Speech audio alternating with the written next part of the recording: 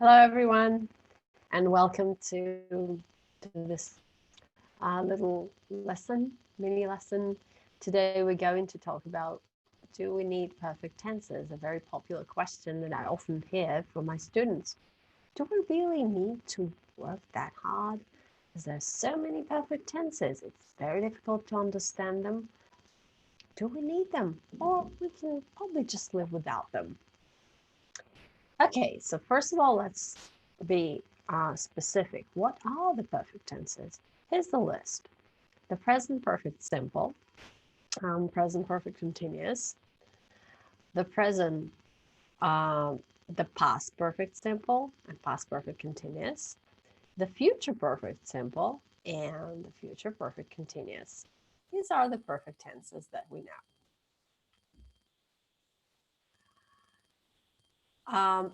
How do we recognize a perfect tense? There are signs. All perfects, all the perfects that I mentioned previously, they have something in common. This is the form of the verbs that they include. For example, in each perfect sentence, there must be two parts of the verbal segment. The auxiliary verb, which is have, and the main verb, which in perfect tenses always comes in the form of a past participle. So we have the auxiliary verb have, it has different forms, has or had, and we have the past participle, like for example, gone, done, seen, watched, etc. We can always find the forms of a past participle in a dictionary. If you don't know what a past participle is, there's going to be another video about it, a separate video about it, and I'll later link it to this video. We have bought a few books. This is a sentence in the perfect tense. If you want to make it short, you can say I've bought. Here's a little sign that is called an apostrophe.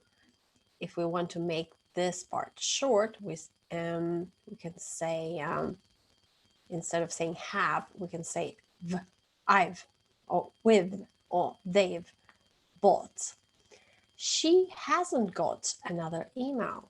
She hasn't got another email. This is also a sentence in the perfect tense because we have has, and then we have the past participle.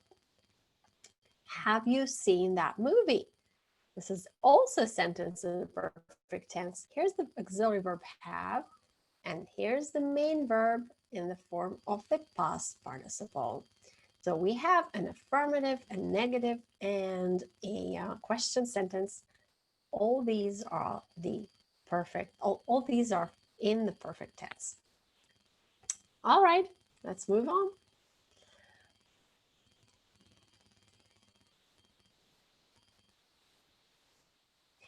So sometimes my students ask me, what happens if I have a sentence where I actually want to use the verb have to say that something belongs to someone, or someone is doing something?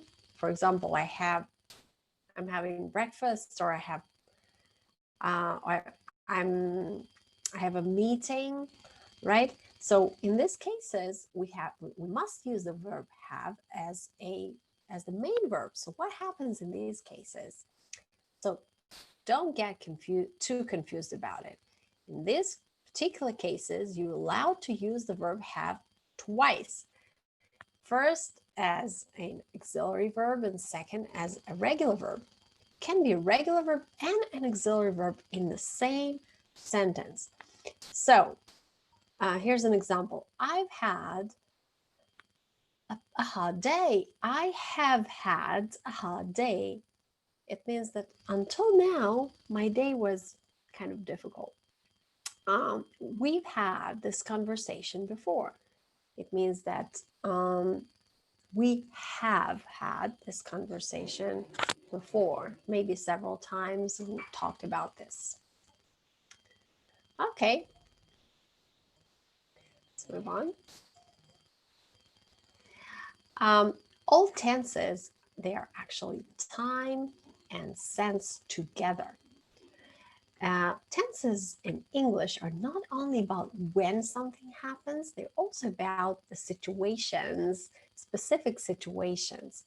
This is a bit confusing and a bit special about English.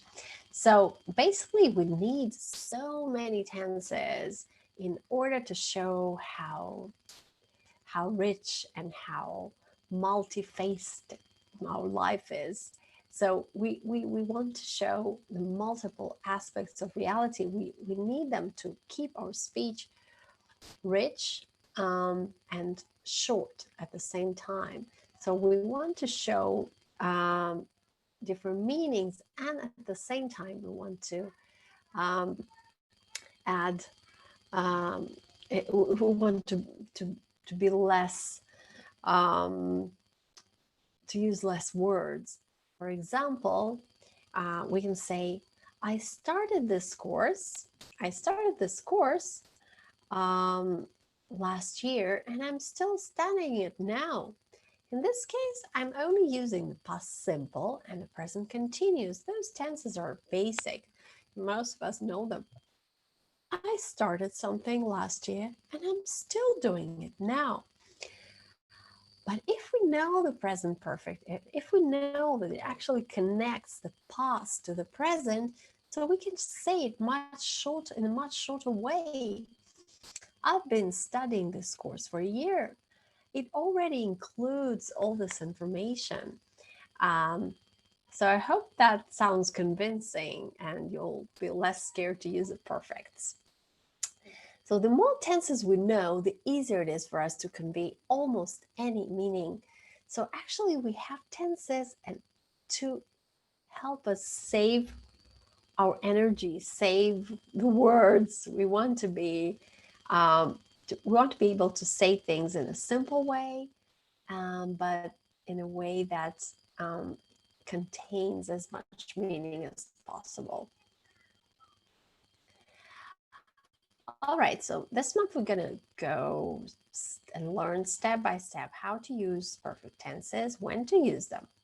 What do you need for this? First of all, you need a checklist for every week's work.